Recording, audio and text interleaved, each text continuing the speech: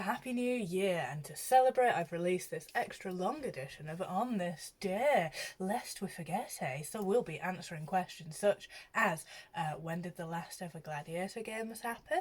How old did you have to be to draw the first state pension in the UK? And which beloved author lost her virginity against her mother's headstone? Ooh, very gothic. Anyway, on this day, lest we forget, eh? In the year 404, the last ever Gladiator Games happened. They were abolished by Honorius I. The reason for this was that a monk, and there are two names for him depending on who you ask, either Alamacchio or Telemachius.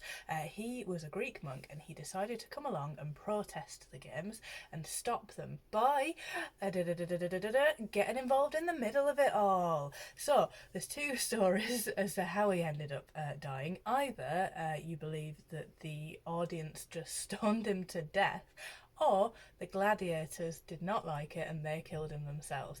I mean, either way, I agree, don't get involved like that, but it was enough to stop people wanting to do the games. I assume they must have gone out of fashion as well, because it's one guy, isn't it? But I mean, if it's the right one guy, it doesn't matter, does it?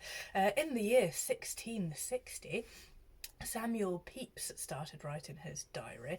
So I always thought that it was Samuel Pepys because I've only ever seen it written down, but I have been assured that it is Samuel Pepys. So he had this diary going for about 10 years. He ended it in 1669 because of his bad eyesight. Tell me about it, right? But he covered so many different things, such as, can I get a drum roll please? The coronation of King Charles II, his cat waking him up in the morning, the Great Plague, his new watch that he got that he really liked, the Great Fire of London, what he ate every morning, and the Anglo-Dutch Wars. Wow! I think that he sort of did two versions of it. So he got his not safe for work one and his we will quote this one to children the years ahead. But there we go, it's actually quite a big historical document, and there's a pub in London Bridge where he used to write. It's got a little blue plaque for it. Oh. Also on this day, lest we forget, in 1880, a 20-year-old Mary Shelley published her book Frankenstein. She published it anonymously because people didn't really want to read books by women then, I think, especially that being science fiction. Sort of like how J.K. Rowling, she, instead of saying that she was called Joanne, just put J.K. so that little boys would read Harry Potter. So that's what she did, and everybody assumed that it had been written by her husband Percy, which was probably good for her because it didn't go down very well. People didn't really like it, and it's only much later, kind of like Van Gogh, that people started getting into it. But it's really interesting how this book came to being, because what had happened was, in the year 1817, Mount Tambora in Indonesia had erupted. It was a volcano. It killed 100,000 people in the initial blast, which is a lot, but it basically caused the summer of 1818 to just never happen. So 1 million people died in the subsequent famine. It was horrendous, but the worst thing of all was that the weather on this holiday that Mary Shelley, her husband, and Co went to, Lake Geneva, the weather was horrible and they all had to stay inside. Oh god, right? There's nothing worse than when you've been looking forward to a holiday and it rains all week, right? So there were 6 of them that had gone. There was Mary and her lover at the time, Percy, soon to be husband, and their little child. Then there was Mary's stepsister. She was called Claire, who was pregnant with Lord Byron's child. You might have heard of Lord Byron. He's a little bit of a lover guy.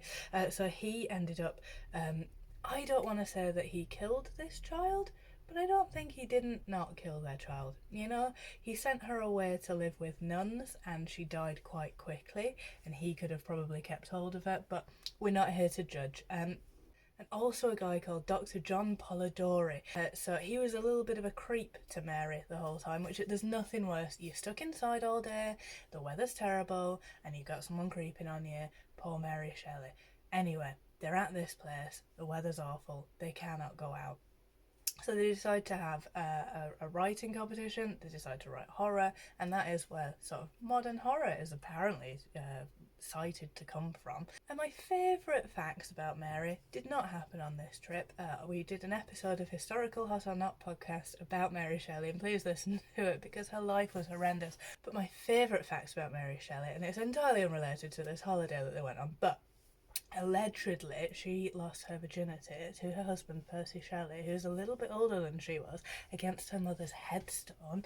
That's very gothic, isn't it? Another on this day lest we forget, in 1909 the first ever old age pensions went out in the UK. So they were awarded to people who were over 70, you had to have lived in the UK for at least 20 years, you had to have had an income of less than £31 a year, which is about £4,600 in today's money, and you had to have been of respectable character.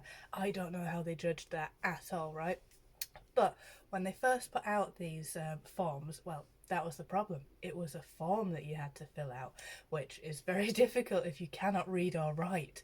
And also, you needed to know how old you were. And a lot of people didn't know how old they were because, you know, you just had a baby and that was it. And why would any of us know how old we are without being told, right? So they had to fill out these forms. The people at the post office helped a lot of people. And the pensions went out.